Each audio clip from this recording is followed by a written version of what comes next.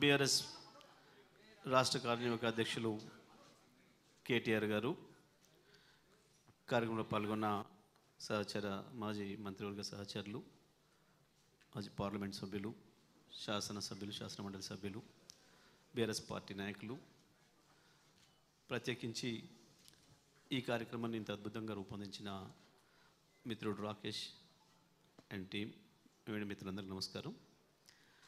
Rakesh and team చేసిన ఈ ప్రయత్నం కేసీఆర్ గారు తెలంగాణ కొరకు తపనబడి తెలంగాణ తేవడమే కాదు, తెచ్చిన తెలంగాణను సంపూర్ణం చేసుకోవాలి, దీన్ని బంగారు తెలంగాణ చేసుకోవాలన్న దాంట్లో భాగంగా తెలంగాణ ఉద్యమం కొరకు ఎంత ప్రయత్నం చేసిండో, ఎటువంటి యజ్ఞం చేసిండో, దానికి మించి 10 సంవత్సరాలు ఎక్కువ పనిచేసిండు. ఉద్యమ సందర్భంలో రోజుకు 14-16 గంటలు పనిచేస్తే, ముఖ్యమంత్రి బాధ్యతలు వచ్చిన తర్వాత రోజుకు 18-20 గంటలు కూడా పనిచేశారు. ప్రత్యేకించి కాళేశ్వరం నిర్మాణాన్ని ప్రతిరోజు తన టేబుల్ మీద నుంచి పర్యవేక్షిస్తూ, ఆ ప్రాజెక్టుల నిర్మాణం జరుగుతున్న ప్రతి చోట నుంచి అక్కడ సీసీ కెమెరాలు పెట్టి ఎక్కడ ఏ రోజు ఎంత పని జరిగింది, అక్కడ ఏదైనా ఒక లారీ ఆగిపోతే కూడా ఇక్కడి నుంచి చూసి అక్కడ పలానా చోట లారీ ఆగింది, గంట సేపు అయింది, అది ఎందుకు కదులుతలేదు, ఖరాబ్ అయిందా, పని జరుగుతుందా లేదా. బహుశా ప్రపంచంలో ఏ పరిపాలకుడు కూడా చేయడు. దానివల్లనే అంత తొందరగా దాన్ని పూర్తి చేయగలిగినాం. తన మైండ్ని రంగరించి, తన శరీరాన్ని, తన ఆరోగ్యాన్ని మొత్తాన్ని కూడా దారపోసి నిర్మించిన ప్రాజెక్ట్ కాళేశ్వరం.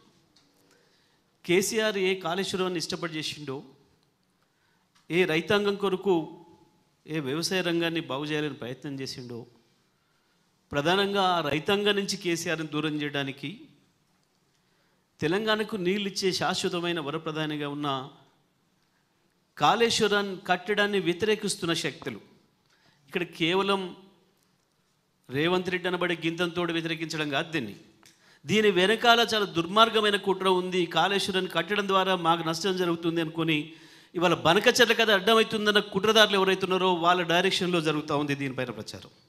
కాళేశ్వరం మీద ప్రచారం కేవలం ఈ చెత్త కాంగ్రెస్ నాయకులు, ఉత్త కాంగ్రెస్ నాయకులు చేస్తే కావడం లేదు. దీని వెనకాల ఉన్న మీడియా కుట్ర, ఏ స్లాటర్ హౌస్లు అయితే ఉన్నాయో వాటి బాసులు వాళ్ళు చేస్తున్న కుట్ర చాలా పెద్దగా ఉంది. వాస్తవానికి కృష్ణా పైన 3 రాష్ట్రాల మధ్యన గొడవ ఉంది ఇప్పటికే మనకంటే ముందు. అక్కడ ఆల్రెడీ ప్రాజెక్టులు కట్టబడి ఉన్నాయి. కృష్ణలో నీళ్లు లేని చోట కొట్లాడినా ఉపయోగం లేదు.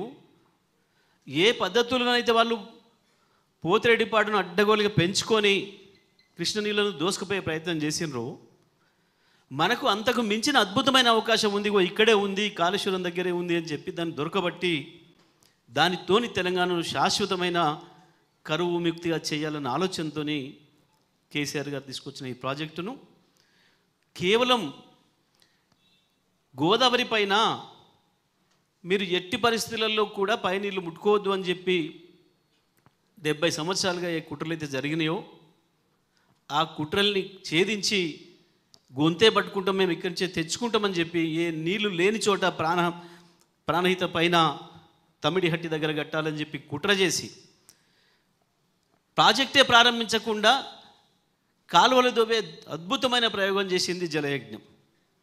ప్రపంచంలో ఇంత మించిన వింత ఉండదు.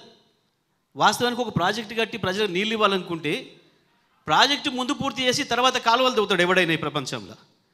కానీ ప్రాజెక్టుగా అనుమతే లేకుండా, ప్రాజెక్టు దగ్గర శంకుస్థాపన కూడా లేకుండా 16 చోట్ల 16 కాలువలకు శంకుస్థాపన చేసిపోయిండు రాజశేఖర్ రెడ్డి. కట్టని ప్రాజెక్టును మనం ఏదో వద్దన్నట్టు, దాన్ని బంద్ చేసినట్టు ఒక దుర్మార్గమైన ప్రచారం చేస్తూ, కాళేశ్వరం పైన ఏదైతే మన వ్యతిరేక శక్తులు, తెలంగాణ వ్యతిరేక శక్తులు, తెలంగాణ బాగుపడడం ఇష్టం లేని శక్తులు చేస్తున్న దుర్మార్గమైన ప్రచారాన్ని తిప్పికొట్టడానికి తప్పకుండా ఇటువంటి ప్రయత్నాలు ఇంకా ఇంకా అవసరం. ఇంకా కూడా కాళేశ్వరమే మనకు వరప్రధాని, కాళేశ్వరమే మనకు జీవధార అని చెప్పి తెలంగాణ ప్రజలకు ప్రతి ఒక్కరికి అవసరమయ్యే పద్ధతుల్లో ఇటువంటి ప్రయత్నాలు ఇంకా కొనసాగాల్సిన అవసరం ఉంది. ఇటువంటి ఇంకా చేయాల్సిన అవసరం కూడా ఉంది. దాని కొరకు ఇవాళ మిత్రుడు రాకేష్ చేసిన ప్రయత్నాన్ని అభినందిస్తూ మరి కార్యక్రమాన్ని కొనసాగిస్తూ దాంట్లో భాగంగా మిత్రులు ఈ కాళేశ్వరంతో కేవలం ఒక్క మహబూబ్ నగర్ జిల్లా తప్ప తెలంగాణలోని 9 జిల్లాలకు కూడా అవసరమైన సందర్భంలో ఉపయోగపడే పద్ధతిలో నిర్మాణం చేసిండు కేసీఆర్ గారు. హైదరాబాద్తో సహా రంగారెడ్డి, నల్లగొండ జిల్లాలతో సహా మొత్తం తెలంగాణలో ఉన్న 9 జిల్లాలకు ఉపయోగపడే పద్ధతుల్లో కాళేశ్వరాన్ని నిర్మాణం చేసిండ్రు.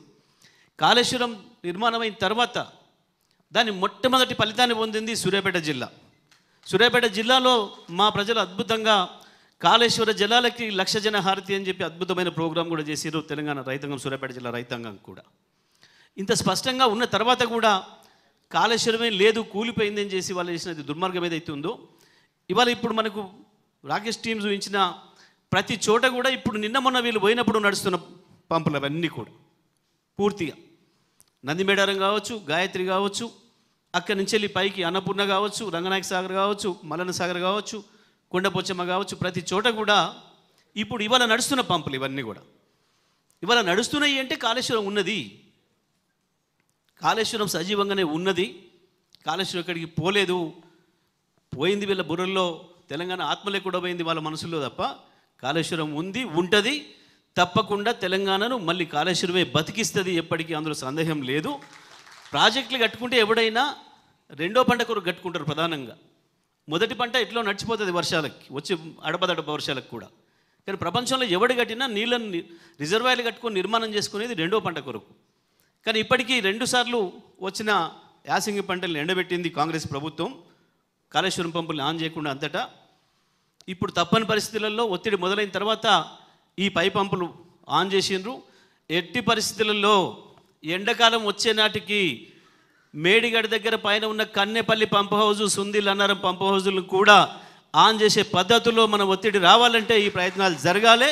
ప్రభుత్వం మెడలు వంచైనా సరే ఈ సంవత్సరం యాసంగి నీళ్లు సూర్యాపేట దాకా తీసుకుపోవడానికి, అవసరమైతే వెనుకకు కూడా తీసుకుపోవడానికి, ఏదైతే ఇవాళ నిజామాబాద్ జిల్లాలో పోచంపాడు ఉందో, పోచంపాడు కూడా ఒకవేళ ఏ సందర్భంలో నీళ్లు రాకపోతే కాళేశ్వరం నీళ్లను వెనుకకు తీసుకుపోయి ఆ ప్రభుత్వాల గతంలో చేసిన నిర్మాణాలు ఇష్టం ఉన్నా లేకపోయినా ప్రజల ఒత్తిడితోనైనా చేసినవి ఏవైతే ఉన్నాయో, తవ్విన కాలువలు కావచ్చు, కట్టిన ప్రాజెక్టులు, వాటిని కూడా వినియోగించుకొని మళ్ళీ ఎప్పటికీ తెలంగాణను ఎడరి కాకుండా చూడాలి, 1 ఎకరం ఎండిపోకుండా చూడాలని చెప్పి చేసిన ప్రయత్నంలో భాగంగా నిజామాబాద్ జిల్లాకు కూడా నీళ్ళు ఇవ్వడానికి ఈ కాళేశ్వరం ద్వారా చేసిన ప్రయత్నంలో భాగంగా కేసీఆర్ గారు వరద కాలువను మళ్ళీ వెనక్కి తీసుకుపోయి 3 పంప్ హౌజులతోని ఎస్ఆర్ఎస్పి నింపడానికి కూడా ఏర్పాటు చేసిండ్రు. ఆ రకంగా మొత్తం తెలంగాణ 9 జిల్లాలకు కూడా ఈ కాళేశ్వరం ఫలాల్ని పొందే అవకాశం ఉంది. మరి ఈ సందర్భంగా నిజామాబాద్